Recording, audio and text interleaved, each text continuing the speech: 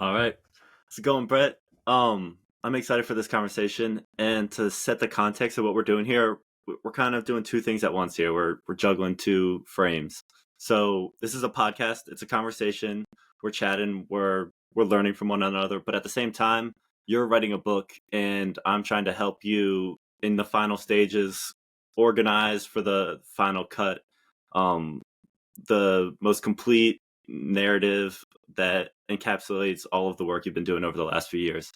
Um, and so to touch on that a little bit, I've worked with you for a long time now, in a couple different fields, but the common thread is that you're very systematic, you're very organized, and you see everything with like the end picture of scaling in mind. And so everything kind of comes back to that. It's how can we make this information we're learning into an engine that's going to continue building for us in the future. And so that's kind of the philosophy that I've observed, and that I've really enjoyed working with you because I've learned from that over time. So on my end, that's the context. But yeah, just open it up Yeah, with that. no, Jake, thanks, man. I know it's funny we kind of did this ad hoc and decided to blend it. The reason that I love working with you and conducting, like you have this extreme ability to absorb information and spit out nuggets and sharpen things in a way that others I don't trust the opinion of as much as you because it's always logic based and it's always well thought out, and yeah, so it's quite amazing hardware to be able. And I think knowing your background, Jake, that you've dipped into about everything with memory championships and judo, and like how you almost we were play fight, you almost killed me with that. Um, just all the pools and knowledge, and then bringing that all together, it's pretty amazing. So yeah, I appreciate you, and I appreciate this weirdness of us recording the process of my first draft of my system and you helping me just get the logic. So very excited. Yeah, and that's just it. I really like to learn. I like to learn complex information systems, and you've got that in your head. So this is just going to be a Yeah, no, conversation where I'm going to pull no that one out. more. There's no one more complex, is what I understand, because everyone always like simple it down, dumb it down, and I think I do, but I, look, like it's weird to say too, because I'm not anywhere. I have met some really like sharp, insanely. So I guess just it is more of a. I just like logic, I guess, and that's where I kind of play. But I just have a hard time dumbing down. I want the root, the sixth layer root, to get absolute perfect clarity. And it's like it's always the pebble in the shoe that can trip something up, and that's always the small stuff that will affect the big. Right? You can't walk if there's a little torn meniscus, a little tiny piece in your knee, and I want to understand all the pieces all the way to the layer so I can take that away, like do microscopic surgery. But yeah, it's a Gotcha. blessing and a curse. The details people hate, and so they just stop listening to me. So I appreciate you for that. Yeah, it's all about getting all the little details and the big vision to line up, and that's you see how it all blends together. So on that note, Mhm. when you're working with people, explain to me how your process goes when you get a new client, when you're analyzing their systems. Um, yeah, walk me through that from A to B. What do you go through? Yeah, so I mean, context of what I do and who I am and where I started. So like I'll just give the full to know where we're at, and then be able to explain that even better with more context. So ran a business in my 20s. That's of course how we met. I met you as a young tyke in baseball. I played high level baseball. I started a business. And then basically at the end of it, I had it running like an hour a week. Uh, like I just had the teams doing everything. And for some reason, I thought that was just business. I thought that was normal in everything I'd read about business. But come to find out, when COVID blew that business up, and I moved on, I was like, oh, that's the secret sauce. That's the superpower. So hopped in with a very good friend as his COO, and you put out one fire on one side and something else would spurt. You get frustrated with this and something else would blow up. So I came in and just put in systems, right, and helped tighten things and put people in the right place. Just did my thing. We doubled it. We secured it. He went on vacation for 3 months, and I was like, okay, I got it. And then from there, went to the next person, next person. That's kind of been the journey. So I've been a fractional COO, which is also kind of leaned into, I would say, just operational consulting. Um, like here's the place to toot your own horn also of like, I think my main thing is being the team whisperer, really. Like, I just love corralling people and aligning them to one focus, and just like, everyone do your thing and the house will be built, right? Everyone do your piece of the army and take out the enemy and that hill will be taken. I love that. And it's just magical. It sucks because a lot of people don't see that value from the get-go, right? They like, it takes a little bit to be like, like, so it's the hidden thing, but you align that with a system, right? Align the system with all the people, and everyone does their piece, and you can really drive ahead. And so, yeah, that's been it. And all these companies, I've probably been 30, 40 companies by now where I get to see behind the scenes, hear the CEO's worries and issues, see the team and why, what's where, and what's lacking, what's missing. And it's all unique. Yes. It's all custom. Sure. But there's a skeleton there, right? Every person is unique, but they got their skeleton, they got the blood, they got the veins. And that's my obsession with working with businesses is, what's the model? How do I fit all of this into one place, right? And what makes the most sense so that we can actually, fix it. And so, yeah, that's kind of what we're going to be talking about today. The book that I wrote is everywhere we're at. Like, it'll be never ending. Operations never ends, but it's where I'm at now that I think is a closed loop final system that we're tweaking to make better and better. Me and my amazing, team. They're the real heroes. And yeah. Anyway, that's it. I have a very unique, I think, a unique thesis of this system and what it does. And I can't wait to tell you what that thesis is and dive into it, right? But what this does to fix the business and get the business owner out of the weeds. It's like a self-sharpening blade. Instead of a dull blade where the business owner has to swing it, it's a self-sharpening blade machine that throws a bunch of swords and cuts up and helps grow, turning bad into good, turning nuclear waste into nuclear fuel, or my favorite, the bullshit into the fertilizer, right? So Yeah. can't wait to tell you about the thesis. Yeah. Does that So answer your question? yeah, totally. So let's get into it. So your book, your system, on a macro level, how do you think of the information? Is there like, what's the table of contents, let's say? Sure. Yep. So I'll tell you as best I can. Okay. When I went in and started, operations is the vision that visionaries and entrepreneurs look at and take. CEOs, they look at, like, when their life is hectic, when things are all over the place and scattered, something's wrong. Operations, people, process, systems, all that. So they usually just want to go talk to people, hop on podcasts, right? Be on stages, sell, but things fall off. So like, well, what do I do operationally? And so diving into that. Real quick. Yeah. Just to clarify for me, what is the difference between like the operations mind and the visionary mind, since you're touching on that, but I'm curious. Yeah. What are your thoughts on that exactly? Yeah. No, it's not even my thoughts. It's more me learning about others' thoughts. So Gino Wickman, famous retraction book, and then Mark Winters, I think, or something, that wrote Rocket Fuel, identified two different types of entrepreneurs: visionaries, integrators. Visionaries are go, go, go. They see the big picture, the end in the sky, everything's possible. Integrators, more like me, I look from the ground up. What's step one? How can we make it super tight and built so I can step on that and step on the next and build the next to get there? So it's more the practical, logical side.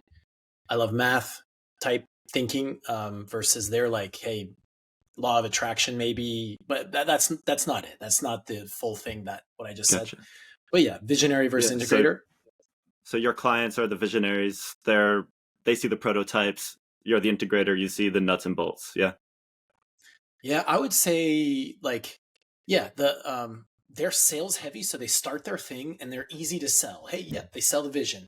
People like them, and then they come in, and pretty soon, after a while, they're fulfilling. But then there comes a point where they can't fulfill anymore, because there's too much going on. They hire a team, so they put people in place, but because they're not good communicators, right? They go out and sell again thinking it's taken care of, but then they notice, well, things start slipping through the cracks. Well, why is this not the way I wanted it? It's not the quality, or I promised this person this and you're not doing it and I'm paying you. And then the frustration starts bubbling. Then they micromanage. They have to dive back in and fix issues. They're bottlenecked. They are the bottlenecks because the team needs to go to them to make decisions. And if they make the wrong decisions, they're afraid because they're guessing, the team members are.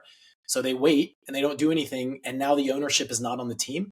It's on them, the visionary. So now they're just stuck. And now they always have to be micromanaging fulfillment. There's no way out. They're working 70, 80-hour weeks because the decisions they're making are adding more decisions because only they're the ones making it and not knowing the outcome. So they put more on the team, if that makes sense. Now the team is just walking behind them. And now look, now you can't sell. You're stuck 80 hours a week just trying to keep your clients happy and hating your life. So that's really the avatar. That's the visionaries that I work with. And yeah, it's a deep hole, right? So that's the system that I've created that automatically gets somebody out of. That's it. So okay. Hopefully that makes sense of how they got there and what they may be feeling. Maybe it's important for the part of the book that I try and get out of my head what they may be feeling. I notice a lot of them are like, they put on a strong face, but behind the scenes, they wake up on Mondays and it's like, ugh, right? There's no more fun anymore of what they're doing. They're doing tasks that don't excite them.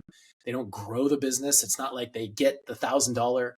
It's almost fear at times that if they sell more, they know they're going to have to do more because things are such a mess and they don't want to dig in and actually fix the mess because it's easier for them to do it themselves. If I just do the thing, I don't have to explain it. I'll just do it, right? And then the team learns nothing more. So yeah, and then they start getting pissed off at the team and resent them because they're not owning their role, but the role is not defined anymore.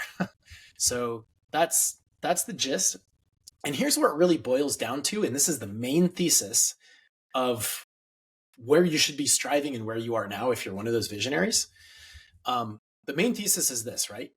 Ideal business, the best business is a proactive business, right? That means everything somebody does, it's on a checklist for the day that we do it. And when we do it, it weeds out all potential fires later. If I do it right and I follow my exact recipe, I'm not going to have customers complaining about the cake I made, right? If I put in the right amount of everything we've already measured, at the end, there's no complaints, there's no fires. But we fall in this trap I explained, and now the business becomes reactive. And the more reactive something is, well, guess what? I'm the clerk at the bakery. The customer complains, well, do I give a refund or not? I decide to give a refund. And you're saying, why would you do that? Why would you give a refund? Because it was perfectly fine. It was their fault for this specific situation. But what's that employee going to do? Okay, I'm not going to make a decision yet. I'm going to wait on you. There's the bottleneck. And you felt the fire there, the frustration of why did you make this decision? But they didn't know. Yeah. So anyway, all those things, the whole system is about how do we take your business as is now, the reactive tasks, everything pit, and turn it to the proactive. Gotcha. Yeah, and doing it over time. Yeah. So something I've been thinking about, it's come up in some books I've read recently, and I might butcher it since I'm not a psychologist, but there's this term in psychology, decision fatigue. And just to connect some of the things you're saying to this theory, it's like to make a decision, it requires it's difficult. That's where you get that emotional friction. That's what kind of forms these bottlenecks, and so it becomes the waste in the system. Like anytime either the CEO or their employee has to make a decision, it's slowing the process down. And so every time they make a decision, you should factor that into the system so that that decision is ready made the next time that scenario comes up again. And that's, I think, to bring in what you're saying earlier, that's where that nuclear waste comes in. We've got the problems that are the fires coming up that are causing the decisions to be made. But if you feed them back into the system, and then they can prevent future decisions, which is just going to ease the flow of everything and also the emotional burden of the whole team and the visionary at the top. Yeah. Well, and if you can get the team to all be on board with that and do it for you, even better, right? If they have ownership and they'll require you less and less and you'll have a self-running business. So that 100%. Yeah. So that's exactly it. And there's a story that I heard a really high-level consultant that I love, a good friend of mine that I worked with. we think very similarly. He's a growth strategist, and he told this story. He tells this story to clients he trains, right? That there was a guy in a river, in a pit, in a swamp, and he was tasked with building a pipeline for the water to run to the building, something like that, right? And so he has one shovel, and so he'd go in and he'd start shoveling because he had to shovel this water to make that pathway, to put in that piping. And all of a sudden, an alligator comes up behind him, and he has a shovel, so he's got to fight the alligator off, right? And so he fights it off. Finally, the alligator's gone. Well, he goes and tries to shovel again, but all of a sudden, another alligator comes, and he fights it. Pretty soon, all these alligators are coming at him, and he's continually having to fight it off with the shovel he has, right? And of course, in this analogy, the shovel is your time and your focus. How much can you really take? The alligators, reactive tasks that keep trying to bite you. Mm-hmm. And if you're always fighting off alligators, when do you have the time to get ahead and make the tunnel ahead? So that's what this is about, really. It's about so I guess I don't know, I'm really excited to at least share what I found in working with all these companies and the similarities of how to set up a system in your business so that alligators automatically go away, right? And it actually makes your business stronger. Like the alligators become part of digging that actual ditch forward for you. Gotcha. So let's dive into that. So pragmatically, how does it work? We've got kind of the philosophy here, but where's the gap with most of your clients? I mean, we've got about it. They're being reactive. They're not being proactive. How do you step in? What systems do you implement? What culture shifts do you make to change this reactive company into a proactive one? Yep. Well, it's a black and white, 100%. It works, and there's a reason for it. Well, let me actually step back because I think you'll understand when I lay it out why it's 100% black and white that it works. The assumption here always is from the scenario I told, that visionary gets stuck in fulfillment, meaning they're just trying to hold on and get the things for existing clients and retain, and growth is a nice to have, but they're not confident in their fulfillment because it's broken, and they know it'll cause them more hours on top of their busy hours, not only to go grow and find more people and build the pipeline, but actually doing more work because more clients, right? It would just tip it over. So the assumption here in the system is that we are going to focus on fulfillment. That's really the key. You have marketing and sales in any business. You have fulfillment, fulfilling the product for the clients, keeping them happy, and then admin, everything else in a business that supports. So admin and financials, we're going to set aside. Marketing and sales, for now, we're going to set aside. We're going to get you, the CEO, out of this box. Now, there's 3 stages to this system. The system is called the Free the Founder system for that purpose, right? Freeing the founder from fulfillment so you can get higher level and go grow. So there's 3 main stages to actually get the result and have this system so it's self-sharpening. The first stage is what I call the documentation stage. And as we talk and get better, the foundation stage or documentation stage. So I'll talk about that. That's where the real black and white magic happens that everybody skips because it's boring or it's too complex, but it actually makes everything really tight. So we'll talk about that. There's the documentation stage, and we'll go through the steps. The second one is what I call the accountability or ownership stage. This is where we start using tools to transfer ownership over to all of your team members, right? So they know what part of your business they are in full control of and have to be held accountable to the end result. And then the final stage I call the iteration and scale stage. And this is where we're always, this is exactly where we're using the issues on top of themselves to slowly but surely improve every other aspect, update the documentation, and make your team own what they're seeing and how they can solve it. So those 3 steps, the keys here too is it does take additional roles. The number 1 top role is the operations manager or the director of operations. They're kind of holding down your team. They're doing the management for you. So on an org chart, they're in fulfillment. They're right above, all your team, and their job is not necessarily to manage them. It kind of is and make decisions, but ultimately it's to track everything and hold everyone accountable. Well, what are we holding them accountable to, by the way? Documentation. What is the documentation? It's your head as the entrepreneur. Instead of you always having to be there, you are documenting everything. We're documenting everything in one source of truth that will continually be updated. It's the new brain so that you can be away and have everything black and white that manager can manage and hold the team accountable to, and then update from stage 3. So that is the system. That's in a nutshell at the high level with Brett ease of trying to talk macro, but actually talking micro. Okay. So it sounds to me like we've got sort of two structures that you've got working simultaneously, and they blend together. So you've got the org chart, which is where you break the company up into the roles. You've got the CEO at the top with the COO, and then you've got sales and marketing, admin, operations.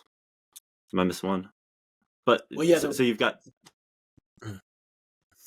Yeah, this is good because I need to know where to start and stop. And if you were trying to catch up, I'm like, dang, I must be going too fast. Yes, Yeah.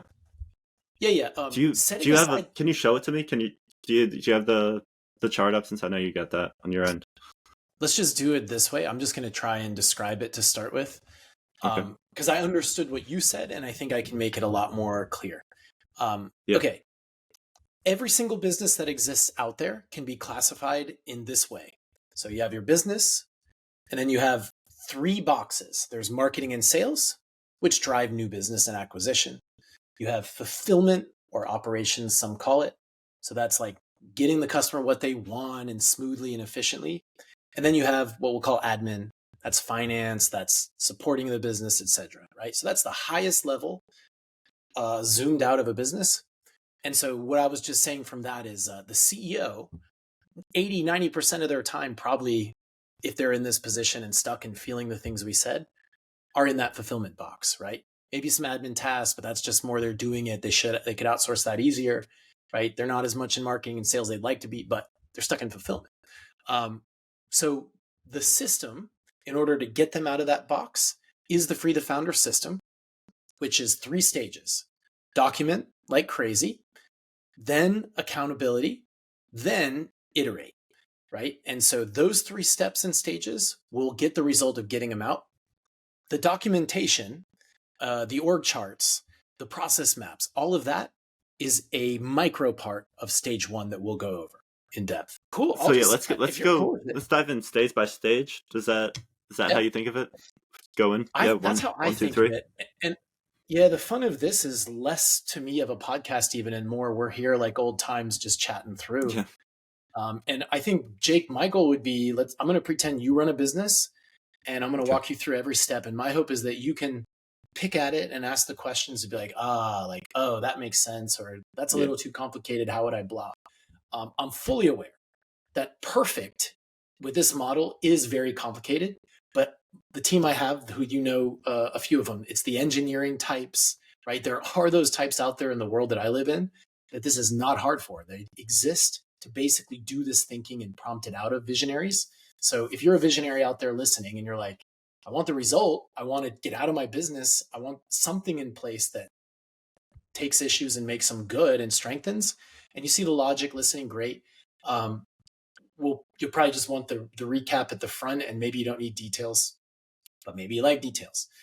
Let's go details. So Jake, I'll just walk you through.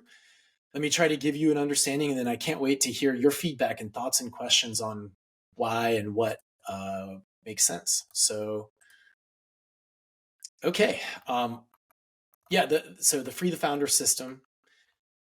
We already talked about where you might be and how you got there and what you might be feeling and all the issues. That's the first little part of my book that I know can be tighter. So feedback on that will always be great, and I'll probably watch this recording. The second part is talking about the system, and really like the main highlight I would make to you, and why is this so important, and what benefit will I get if I apply this? Like a lot of entrepreneurs I work with, like most, I'll ask the question, how much is your hour worth? And if you stop and think about it for a minute, like if you're listening to this, think about it. Like, what is your hour really worth? What would someone pay you for an hour to consult with? For many that I work with, it's probably about $1,000 an hour, right? Probably about that. Maybe it's 500, maybe it's 1,000, right?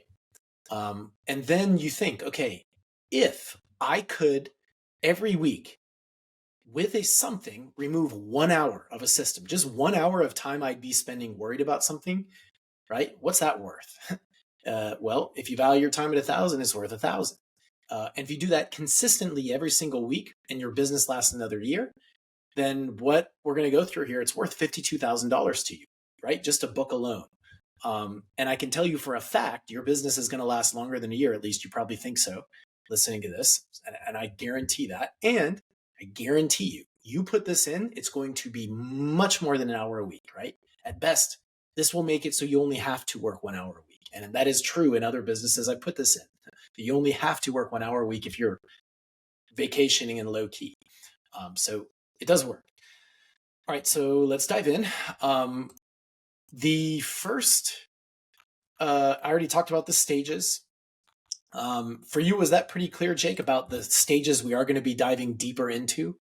Big stage 1, big stage 2, big stage 3, document, then ownership, then iteration. Yeah. Okay. Are you good to dive into them now? Yeah, let's do it. Yep. So that's what I'm thinking. And to be like, totally honest and transparent, I'm actually looking at my.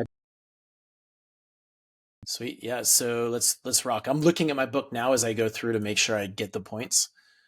So there are some pitfalls. Let's skip those. Okay. Let's rock right in. Okay. Stage 1 is documentation, right? And the first thing to know about documenting things is why we do it. Well, the reason we document, again, as I said before, is getting everything out of your head. We need a source of truth. You as the business owner, you know 100% of everything, right? You started it, you built it, you found it. So you know 100%. Your team, even the best ones who've been with you a while, might only know 90% or 80%. Well, that extra 10, 20% of error is still going to cause bottlenecks and issues in your business, right? And they're going to create reactive stuff that will hurt you and waste your time, waste those valuable hours in the long run, and make you stressed and mad, etc. And not be, So documentation, we have here, like everyone kind of knows about some documentation at some level, right? Everyone kind of knows a little bit about it. You hear about org charts, you should use them. Most have something and they've tried it, but they don't know the real power of it. And they don't know how to really bring it to life, and they don't keep it up to date. So it is just critical. It's critical to have some single source of truth. It's like a Lego model that you can always have and look at and tweak and alter so that you don't have to spend everything on tweaking the building and seeing what works. Okay, now another really big insight that I discovered about the documentation, big insight, is what I call the it's that documentation is not a linear thing. It's not just SOPs and I'm good, right? To make a model, it's got to be a 3-4D, right, model, and it's more like the Mandelbrot set or the fractals. If you're not familiar, if you've seen the end of Men in Black, right? One of them, like the cat is wearing a galaxy on his collar and you zoom in and it's a whole galaxy. Another one, they zoom out and the marbles, the planets are marbles from aliens that they're shooting way out. So, it's like zoom in, zoom out. That's why a lot of entrepreneurs get their business way too complex because there's no way to really zoom in and out. But the documentation, when you have it, scales. It allows that zooming in and out. What's that, Jake? Sorry. Gotcha. So to me, I was thinking of the term blending scales. Like, you've got different people, different roles in the business, and they're not on the same page about what level of zoom they're blending the scales. And that leads to that exactly. That's true. And I think that's right. Definitely, when you're looking at documentation and you SOP something, and I've heard it's just the levels and what level are we talking about? And that makes a big difference, right? Again, surgery on a knee versus surgery to replace a leg, or like surgery to fix the weather so that your knee doesn't hurt as much. So there's massive levels that are needed to be able to zoom in and out of in order to solve a problem found. Right. And improve. And so and without during this documentation phase, how does it work exactly? So you're you're working with the team and you're interviewing them, you're getting their procedures, you're observing them, running their systems, and you're saying, okay, this is a small detail, this is a macro detail, this is where these details go, these is where the big details go. And how do you collect all this information, and then how do you put it in a way that the whole team you're working with can understand it and navigate it? Yeah, I mean, that's how it started. We started just absorbing from businesses. As we did business to business, we basically found, okay, this is where one of these things fits and where it goes as far as in the Mandelbrot, like this document is a higher level. And then zooming in is more this level. So there are four main documents that we believe in, which when gathered can be used to create a lot of other documents that hold accountability. So I'll explain the four. I would share my screen, but as we saw, it was just nutty, but it is in the book. Basically, the highest level is what I call the responsibility chart, otherwise known as an org chart, but just gives a little more detail for each role. The point of that is to lay out every single role in the business, every single responsibility of each role, and then the formula that we use to create a number, a KPI, so that each role has a number that you can measure week to week and know if their contribution is being met so that the whole business is good, right? So that'll come into play. But yeah, the responsibility chart, there's always a little, well, this person is wearing multiple hats. Let's pick that apart, right? The whole point is to make it infinitely scalable and everybody replaceable so that you're less reliant on the people and more reliant on the roles. So yeah, responsibility chart. We can talk more in depth about that, but I think I just pretty much laid it out. The second one, next layer down, is what we call the operational heat map. The operational heat map, basically, if you had your business is a factory and you walked up the stairs to the top of the factory at the very ceiling and you looked down, you would see a bunch of assembly lines, each producing little parts of your business. And one assembly line might produce something that leads to the next assembly line that goes to the next assembly line in order to transform and create the end product that you deliver to customers, right? So this heat map lets you look over the top of the entire factory and just see, well, that one up there is broken. That one's on fire. That one, the employee's sleeping, right? And it just tells you, well, we got to dive into this. It also tells you, it also tells you like what ideas, what assembly lines are missing, which ones we need. So it's very telling. And again, I feel like this could go hours if I just go into super detail. So I'll leave it for the book. And of course, Jake, I want you to read it and give me your feedback after this. But yeah, responsibility chart, org chart that does the operation heat map that does those things. The third one, my favorite, are the process maps. So the process maps is going back down the stairs on the factory and then looking at a single assembly line. Why is this one on fire? Why is this one? And looking at each and every step.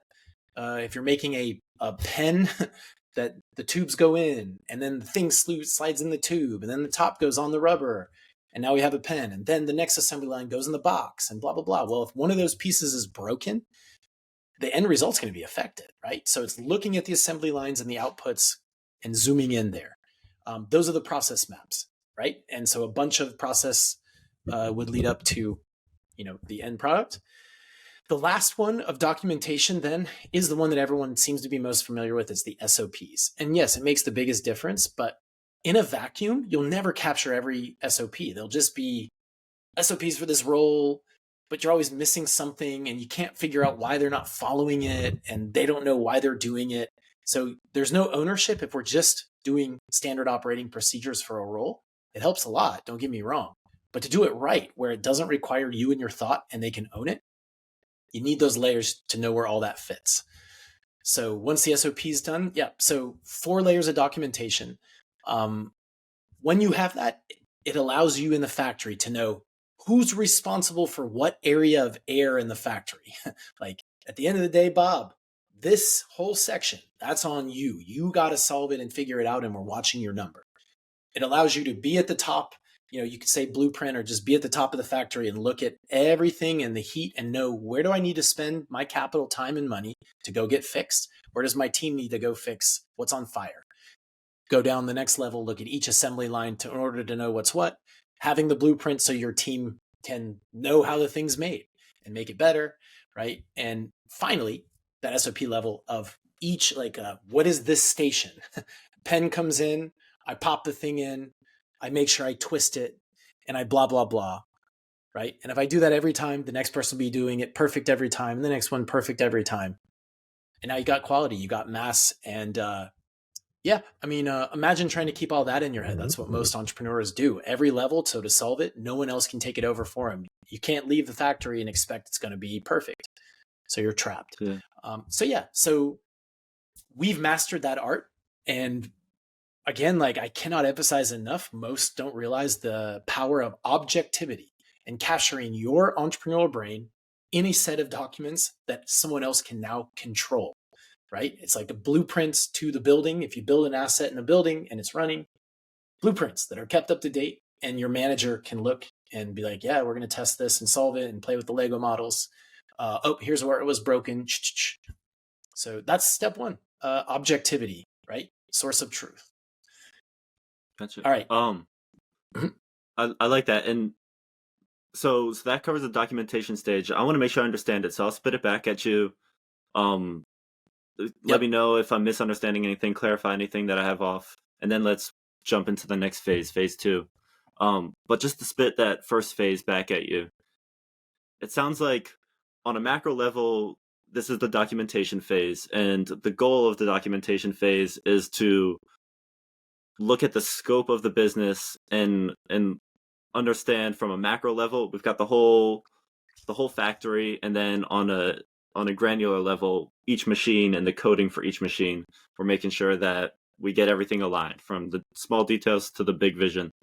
And in order to do that, you've got 4 levels of documents. You've got at the top the org chart. That's, using this factory analogy, that's which machines you've got working.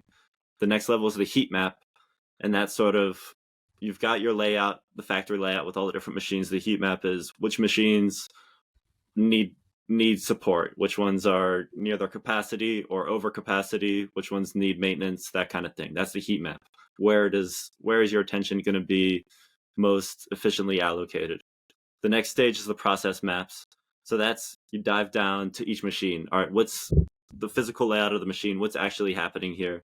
How, from as the product goes through the assembly line, what changes is the machine making to it as it goes? And then the final stage is the SOPs, and that's the coding for the machine. That's the binary on the back end. That's the small details. It's really hard to think on that level of the binary and also see the big picture of where is this little 1 and 0 fitting into the whole scheme of all the machines in this entire factory that are all producing different parts together. Yeah. So to zoom in and out. Yep. To zoom in and Gotcha. out is hard for visionaries. Yep, that's Yeah. right. It makes me think of Horton Hears a Who. You're talking about Men in Black with the zooming in and out, but I think Horton Hears a Who, the Whoville and but shows our generational divide, right? I guess. Maybe not. Dr. Seuss shouldn't, but yeah. Yeah. I just wasn't a reader when I was a kid, so exposed. Cool. So that, I think I understand the first phase then. So let's get into phase 2. Yep. Yeah. So we'll assume, not even assuming, our models are definitive, right? Assuming this, if you believe that a business is a series of inputs and outputs, this is 100%. If you believe you can, like data, it objectifies everything, right? So cool. Yep, we finished that stage. I will say it's not overnight. That takes a while. You have to make some hard decisions, right? But once you get it out of your head, you're freer, right? Okay. So yes, let's go into the second. The second stage is what I call the accountability stage, or the ownership, right, phase of things. And most entrepreneurs, right, they will, behind the scenes, right? It's like, why won't my team take ownership? They're not doing the things. But as we said, it's like, why would you? if you get chastised or if you don't really know what you know as the visionary. So yeah, so here's where we change it now. What do we hold them accountable to? What can we hold them accountable to? With skipping the stage of documentation and keeping it up to date, there's nothing to hold them accountable to. It's your head that we're holding them accountable to. That's unfair, and it's only going to lead to failure. You're accountable for, but it just doesn't work. So even if it's just that 20%, right, that 10% of your employees. So with the accountability stage now, we're holding that document. You've got an operations manager who's done that work, who understands your head, and now can hold them accountable to that. Well, what are we going to do from there? How do we use, what tools do we use to hold them accountable? So here's what they are. I'm going to do them from memory. I may have to reference the book just to make sure I'm thorough.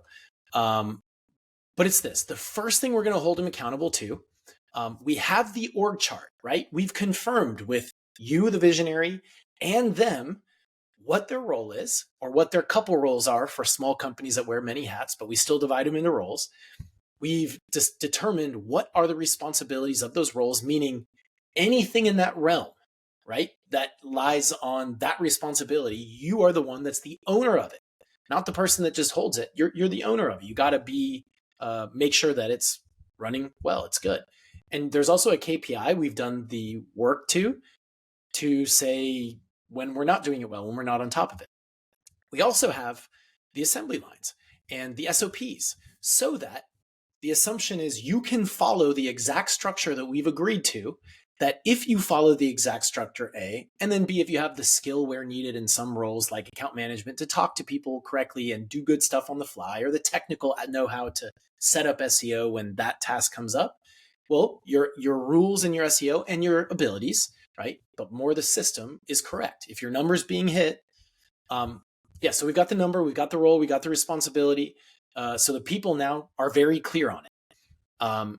And they're very clear on their documentation of what to do to get the results. So we take from the thing, we make a scorecard. The scorecard gives everyone a number. There was a book I read once on metrics, and people are like, well, how granular? And it is a very nuanced thing that takes a lot of thought and effort to do. This is the easiest way that I found to do it, is the way we have in the book. But like a fast food joint, they measured smiles of people going through the drive-through, and that increased the service because you could actually see a smile, and that was something measurable. So you need objective measures that you can tally, and we use those. And every single week we have a scorecard that your operations manager now has proof if something's good or if we need to check it out and we need to look at it. So scorecard in place is number one. That comes from all the documenting to hold them accountable to. Step two are the meeting structures. Now, typically entrepreneurs are head into the meetings every single week, and it's all about getting the bottlenecks out of their head and trying to play catch up every week. What should we do about this special custom situation? What about this one? Right? And again, I'll add to, like, you've probably promised customers things just to retain them because you're deep. So now there's more added on to that. Well, yeah, we want to start eliminating that with the documentation of knowing what we will and won't do. And what we have, now we can start to let go and have the OM, the operations manager or director of operations, you might call them, take over. They're going to run those meetings. There's two meeting types. One is the daily stand-up meeting. So the daily stand-up meeting's purpose is very simple, and it's to bring the team on and hold them accountable to these things. One, what did you do yesterday? Right? So from the list that you had yesterday, what did you get done? Did you get everything done? If something's not done, what were the blockers? What happened that you got in the way that you weren't able to do it? Maybe you're waiting on someone else, the entrepreneur, to give you something. Maybe you're waiting on, something happened or something else reactive came up. Okay. So that gets pulled aside. We're going to save that for later. And then on the daily meeting, what happens the next day or that day is, what are you doing today? Right. So I actually skipped a step, but I'll come back to it. Keep that in mind for the daily stand-up meeting. And for a while, every single day for 15 minutes, we're holding accountable. What are you doing today? What did you do yesterday? And why didn't you do the stuff that you said you do? Right. So you got that. That holds people on. That's the did they do the checklist stuff on a day-to-day basis. And then you have the weekly meeting, the weekly fulfillment meeting. And that's where we put everything down and we have the entire team come. And the main purpose of that is the magic happens. It's where the magic happens, where issues get fixed. Now that's going to be more stage 3, and I'll go into depth on that meeting and the nuances of it. But there is an agenda where that works like clockwork there. Okay, now there also is the project management system that we get to pull out of the documentation, right? So from the documentation, we have the maps, we have the SOPs, all of those. And as part of the SOP process that I jumped over, which is very critical, there's process maps that are process triggered SOPs or process triggered tasks, right? Something happens which triggers a whole volley of tasks like an assembly line. There's also then what we call time triggered tasks. And those are things that on a roll, like if you're filling a role, there's stuff that you do that aren't really triggered by the process, but they're more triggered just by like every Monday at 9 a.m. I do this thing. So that's an SOP that can fit on a calendar, quarterly, weekly, monthly, whatever, bi-monthly. So we've captured those. Now, those two are proactive processes that we can bake in. When this happens, this chain of events, or this time thing happens, and the thing, okay? So keep those in mind. Yeah, and then where was I? Anyway, we can put all that into a project management system. And then as long as in the daily stand-ups, the team is held accountable for checking the things and every day holding it there, well, now we can have a dashboard where the owner can see a high level, the results, and they can see at high level, where are we at on the dashboard, right? So you can see client A or client B and how far along are they on the process stuff. And if they're on maintenance, how are we doing with their maintenance tasks every month? Those are proactive things, right? So I know I'm signing in this month, everything that has to happen, and we're 50% of the way there and doing them, or it's stopped here. Why is it stopped here? And I need to dive in and look. Okay.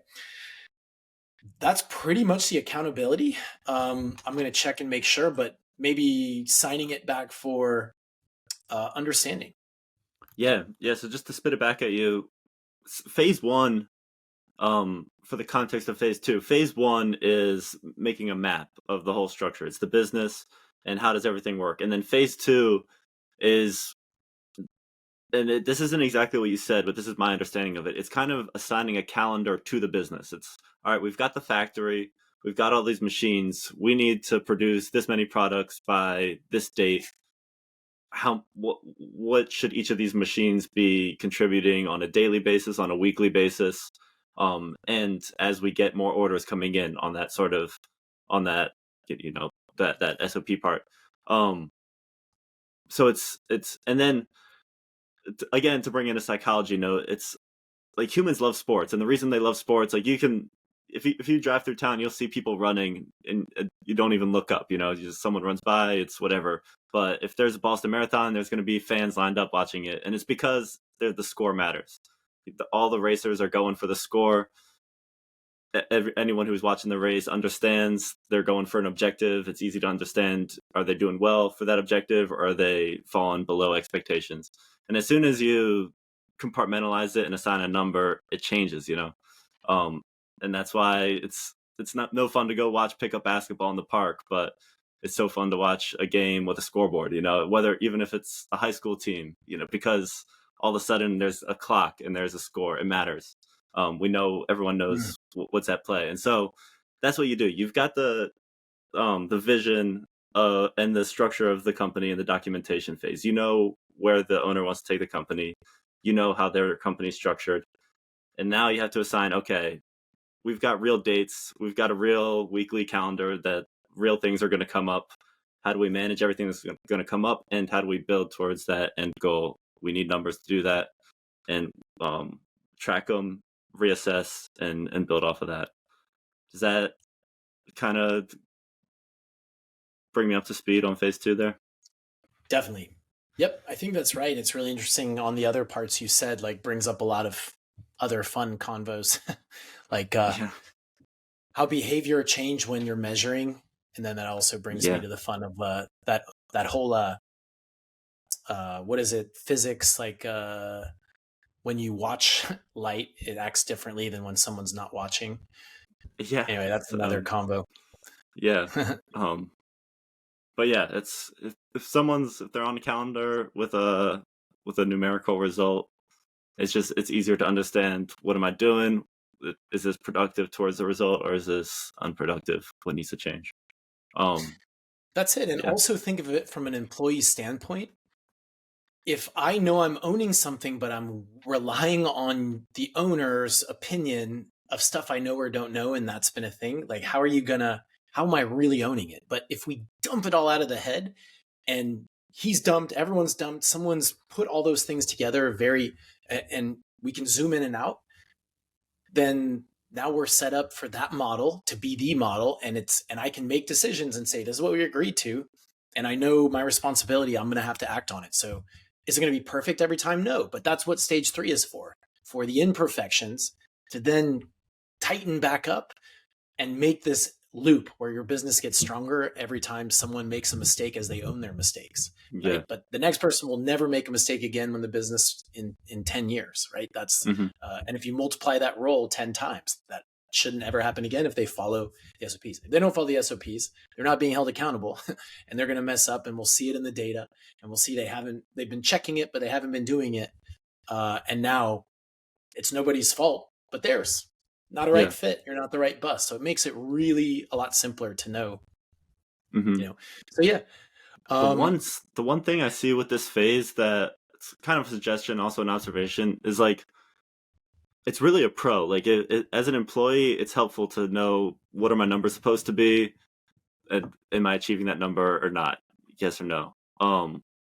But when you're talking about it, it can sound like employees are just becoming a number. Yeah. So I think that's like, it's important to explain that, like, in the end, it actually leads to like an employment situation where there's more peace of mind, there's clearer expectations. Same thing in a relationship. If like, let's say you're dating someone, you don't know what they want or what they don't want. If there's clear expectations, it's either I was home on time or I was, whatever they're, if rather than just having to be like, do they expect me home at a certain time? It's even, it's, you need those clear expectations. I think it's important to explain that side of it, the emotional toll it takes or doesn't.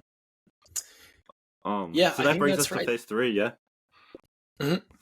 Yeah. Well, I think that's all good. If you're owning something, that just summarizing there, like, you want to know, am what I owning doing good? Is everybody happy? And if you agree on that number, then and if you know that it's down, then you need coaching, and that's kind of leading to stage 3. So stage 3, it's really the mentality shift by this point, where the visionary should really start. The best analogy I have is like, you go from player to coach, right? So you got to assume, hey, I've dominated this sport, and you've been a 10-time All-Star, and yeah, you led the team and everyone looked up to you and you were crushing it. But now this season, you are going to be that one that goes to coach, right? So now as a coach, you can't actually be in the game and have an effect. You can yell your head off, but you need to train and coach these people what you knew and what you did in order to get the results, so that they can be successful in their role. And I find with that mentality, it makes it a little bit easier for entrepreneurs to realize, hey, like, when they're in the line of fire, that's my job. If their goals, if it's hockey, or their hitting is down, we're gonna tweak some things, and then they're gonna go back and own their SOPs. They're gonna own their training schedule with my adjustments and try it, and hopefully it makes better results. What also with a coach, if they're not getting the results, well, you tried and you're coaching them, but they may not be the right person for that role, right? So that mentality, you're just kind of making the best team to get the result, and you can see their stats to build up to it. And that's what the accountability section does. So really, it gets into my favorite part. Again, I said at the beginning, it's just like turning all the BS that you hate, right? That you're like, this is BS. This is where we splash it back on the garden. That's pretty graphic, but this is where we do that. So everything starts to grow faster and harder, right? So here's how that works. So there are, let's see, I'm going to pull up my book just to make sure I have this right. Not that I have it right, because I know it's just very granular detail that I'm going to not be granular about. So yeah, you're relying on your OM to be the on the ground team captain, and you're coaching. And basically this is what we've got. So we've talked in depth here about what are proactive tasks, right? We've gotten out of your head the decisions in order to make a sufficient cake. So the assembly line of a recipe of everyone's part in making that cake the same consistent every time. We haven't got in depth about all the fun parts of exactly how it's 100% foolproof, but it is, right? The reason, boy, I can't help myself because I want to go deep, but I'm going to refrain. Yep. So just assume those are perfect. Well, yeah, and we have the model. Okay. So basically, process is proactive. Something happens and we go. Then time triggered stuff is proactive because it fits on a calendar. Well, the only other type of tasks that any of your team will be doing, right, as part of the system, they're recording, right? They're recording all the tasks they're doing. They're recording the SOP. So they're very aware of where they fit. If they're a time triggered process, the only other ones there are what we call reactive tasks. And when you get a reactive task, you can look at it and you can say, well, it doesn't fit in the proactive. And this one didn't come from a time triggered. What is this one? It's reactive. And so we are going to have them categorize that and clock it. So every single week they do something that is not fitting of the other one, they put it on their board, right? And if everyone in their role that they're owning starts doing that and types down, I want to go in more depth here so bad to think it'll add. I'm going to try to keep it just light. Everyone in your company owning a role, their time spent in your company is spent doing tasks, right? Every task is something that takes some of their time and attention that you're paying for as an owner, that time and attention.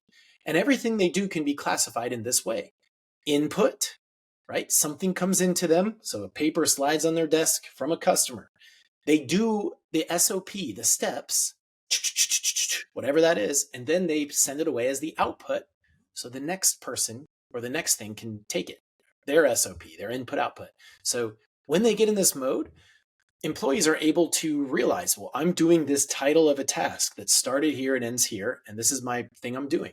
So now they have very clear understanding of this is the task.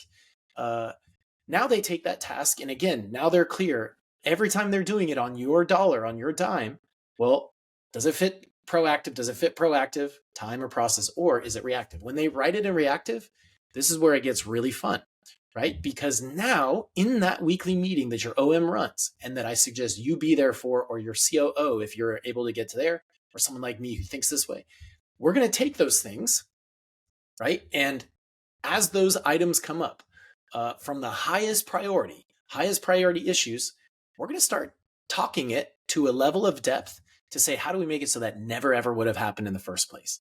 And we get to go in and update the documents, right? And maybe it happened at a process level. This should have been this person, right? Or whatever. Maybe it happens at the SOP granular level.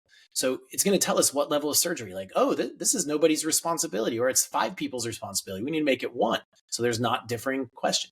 And now we start picking apart every week incrementally how we improve, right? And that becomes really powerful because next week, like, you still might be in pretty reactive mode, but in 6 months, if you follow it, you're going to be crushing. And I'm going to show you exactly even deeper how 6 months from now not only stops the bad, but turns into insane good and does your thinking for you as an entrepreneur.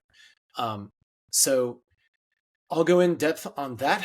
But that is the system. That's how we turn it around in itself. And we also make your employees, your team members, owners of the thing to do it so that their job gets easier. They're incentivized. So I guess let me continue. I'll go in depth on those. I said something really important, right? The prioritization of issues. And why would I say that? Well, when we put this system in, the best way to put it in is to tell customers you're shutting down for a year and you guys are just going to work on this real quick and make it great and then restopen your business. Is that practical? Obviously not. That's not going to happen, right? You got to run your business while you make this change. So essentially what that is, that's like trying to change a tire while you're driving on the highway at 60 miles an hour. You're still having to do stuff and have the old way while you're trying the new. So I call this closing the gap. It's like closing the gap on our old way and slowly, incrementally making those little changes at the highest priority so that they get better and better. and we document it, and everyone takes action and owning the SOPs and taking the switch and then rocking and rolling. So we got to do it incrementally. That's why we keep these meetings week to week for just a 90-minute period, and then improve. Okay, so now prioritizing, I find it difficult for some to be able to prioritize. So I'm going to prioritize it for you. And this is also in the system in the book. So imagine a spreadsheet with 6 tabs. This is something your director of operations will have. And each week, those 6 tabs from beginning to end will show you the priority of what we have to solve. What issue is first that's needed. And so here are the 6. The first tab is the customer issues. So anything reported by a customer that needs fixing, that they're upset with or requesting, and something you don't know the answer to, that's a reactive task. Hey, I want a refund. Well, guess what? That goes on the reactive task list, dealing with the refund, what you did, how you solved it. But we don't want that ever happening again. So that's 1. And also on that same tab would be results, right? If we proactively see from the data that the results are down for some role, well, we better get that on there too, because we got to dive deep. We need some coaching. We need to fix that SOP so we can get your results back on track. So that's priority. No matter where you are, 6 months from now, a year from now, that is the first issue that matters the most. Keep customers, keep things moving, fix it at the root so it never were to ever happen again. The refund thing, you make a decision, you go back in your documentation and you say, had we told them at onboarding, had we given them a playbook, had we put it in and made it part of the expectations that we don't refund for this specific thing, now they know, right? And you have something to lean on so it never would have happened. Okay, the next layer past that would be the blockers. And if you remember, in the daily stand-up meeting, we came up with blockers. So blocker would be, well, hey, I didn't get my things done yesterday because it's bottlenecked. The decision is on this person, right? Or I need someone else, or I need something, blah, blah, blah. So whatever that is, we got to talk, because I don't want any team member to ever be held up again from saying, here's my task for the day and this is what I'm going to finish. That's a proactive system, right? So whatever they got blocked on, we got to free them up. That's stage 2. Eventually that winds up and everyone is free of blockers and owning their own thing, right? That's the hope. Stage 3 is where we really make progress towards a full proactive company, right? So as those start softening up, now we get to the closing the gap stage. The closing the gap stage, that comes from the individual people's lists, right? So each role who's doing their SOP writing each week, and they're writing down reactive tabs on a sheet that we have, right?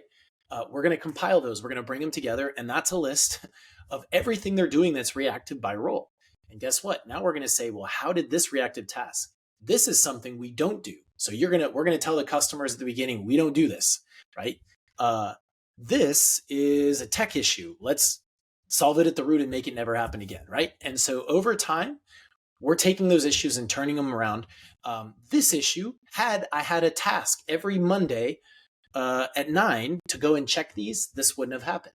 So now we put that on somebody's role as an owner, because it's under their responsibility to go and check that thing every Monday at 9 so that each week this doesn't happen. So you see, we start turning those reactive to proactive, and slowly but surely, everything's accounted for, right? Or everything is expectations are accounted for. Okay, now this is also where it starts to turn and get fun. I do leave a section in there called general, just because you never know, right? It might be the general issue we have to talk about of nobody's using their project management system, right? So we got to own it. That's a big problem. So there's stuff that may come up that go there. Well, now we start to turn the corner, right? Let's assume we've gotten there and we're more and more proactive. Well, issues that do come up throughout all of this problem solving, we may have some opportunity, right? And there's 2 realms of opportunity. One is we may be onto like ways that we can make new products or better products for our customers and charge more for them. For example, customer wants something extra and they want to pay for it, right? But we don't do it. It's not part of our proactive process. Well, we put it there because we say, we'll check this out. And as we go through those issue solving and we hold it there and wait till we get to it, well, we might decide, hey, that's worth an investment, or let's go talk to 3 clients and see if they agree and they would pay for it too. All right, 3 people pay for it. Let's do an MVP. And now we have an R&D rollout process. I'll refer back, and you and listeners wouldn't realize this, but the operations heat map that holds ideas, right? That's where we have that turns into the R&D process of how we unroll something. It's a very easy visual to see. Here's the whole factory, and here's the assembly line we're going to be building. And yeah, now we have a way to take customer feedback or issues that come up and say, hey, this is a real problem we could solve and make money on. And that frees the entrepreneur, right? And then finally, there's strategic opportunities. And I label that strategic opportunities. I just mean like making your system better. For example, we say, a blocker came up that was, like, I'm taking too much time filling up this form. It's taking me forever. Well, maybe there's an automation opportunity. And then we hire an automations person to come in and check it and look at all your documentation. And guess what? It gets easier because now that you have that source of documentation, you don't need to be there to talk to the person. They can come in with your blueprint of your assembly lines and build you new assembly lines, make them more efficient because it's all there. You're not needed. So that's where we get the fun. And that's that. There's a lot of different consultants too that can come in and just in 30 minutes look at everything and give you everything you need because it's not in your head. And long and short, this in place sharpens it, you can see, and turns everything from reactive, which is causing all your problems, to proactive for you. And that's it. That's the Free the Founder system. So you can focus on growth. I like it. It makes sense to me. It's a closed feedback loop. And I just to play with the terminology a little bit, something you brought up in the beginning is like the problems are like nuclear waste, and they can be a big problem if you don't deal with it. It can just sit there and keep causing more and more issues and keep giving off the radiation. But if you harness that and you feed it into the system, it can generate power and it can use the system later. And it all comes down to the reactions. It's what do you do with the reactions? And what systems can you set up proactively to harness the energy of those reactions? Yep. And yep. Yeah, it makes sense to me. Yeah. And where we're at, we have templates for all of these documentation that you step along the way, right? We know how when one thing is made, it translates to the next. So it's kind of like equations, but in a templated weird way. And then here's basically how we unroll it. So if someone's listening and you actually got to the end of this or actually are listening to it and you're like, okay, how do I go? Well, there's 3 ways we work. So first, by the way, at this stage, I'm like, I just want to keep baiting it and making it better, and making it easier and smoother. One note I got was like, how can you dumb that down? Because it's great, but like that's $10 million company stuff. Most won't even apply it, even though they need it the most. So I'm like, yeah, that'd be great to know how to dumb it down. The problem is I don't know how. I don't know how to go. Mm-hmm. Those pebble in the shoe is very important to me. But 3 ways to work. We've got one option where we give the book, I do a course, and then show you how to hire the personnel that you need, just giving you all the materials. You can go find them, right? The ways to speed it up, or maybe you already have the people and they just follow step by step and they can put it in play themselves and you can benefit from this. If you're doing that, I'd love to hear back and how it works. The second one is the done with our team. So we basically put a cohort together. You send the operations manager and we'll train them how to do everything, right? And they can ask questions and we can help implement it so that it's working. They got to be responsible for the change management and stuff. So it does take time, but there's that. And then finally, there is us just coming in and doing it for you. We'll place an OM or we'll train your existing OM. We have team members that speed up everything. So we'll do a lot of work for you behind the scenes. And then me and my team will come in and manage the change, right? So we'll have your team, we'll teach them the system so they really buy in and get it. You'd have less resistance. And yeah, we'll get you out of your business to go grow. Gotcha. And of course, all the links to everything is going to be in the description of this video, wherever it's posted. But just for the sake of the audio, where do you find yourself online? Yeah, my website for this at the time of recording, again, because we're in draft phase and I'm still looking to improve this, so bring the feedback. It's not really official, but my consulting team, so I have 2 companies. This is Free the Founder at freethefounder.co. That's my podcast. That's this system that we're building this under. But you can also find me at my fractional COO site and the systems building team that I have. That's Evergreen Strategic Systems. And we do some fun stuff there. But yeah, Free the Founder. If you want this system installed or to get access, that's freethefounder.co. Awesome. It all makes sense to me. Do you have any closing thoughts before we stop this recording here? I don't have any closing thoughts. I guess my only closing thoughts, if I'm you and I'm a listener, is like, dang, that's a lot. And it's only really for me scratching the surface of what I want to go to and say. But I can just say this: if it sounds complicated or crazy, you know the information in your head. You know your business like no one else, right? And again, that's why you're stuck. So the point of this is other people like me who think the way I do, they follow along this. And what we do with this framework is just make the structure to make everything go from this to this. And just you put the people in place, they get the prompts, and then they pick it up, right? So if you're overwhelmed by it, but you believe in it, and you believe that everything I'm saying is very well thought through and has worked for others, then yeah, reach out, because we can just get the people in place so that you can just slowly but surely watch. And if I know it can take some time, because this stuff, you've dug yourself in a pretty deep hole, but you might just be around 3 months from now and then be like, I'm still here. So you just got to start this stuff, and slowly but surely you get out, and pretty soon you're able to grow and not be your own worst enemy. That's all I got. Jake, I appreciate you always, man. And I can't wait to hear your unfiltered feedback. I'm sure you would have given to me here, but can't wait to have you read it. Yeah, it's been a lot of fun. I've worked with you through a lot of this, so I didn't do it all, but it makes a lot of sense. And it really, to me, is like the accumulation of multiple years of work and experience that you're pulling together into one cohesive system. So I'm excited to see it continue to crystallize, and it's fine. Like you're saying, it's complicated, but it's congealing into this book I think is going to bring it all together nicely. Yeah. So. Well, it's businesses are complicated systems at the end of the day, and that's what makes things crazy. But when they're working smoothly, it's great. And Jake, I appreciate you and your level of thinking.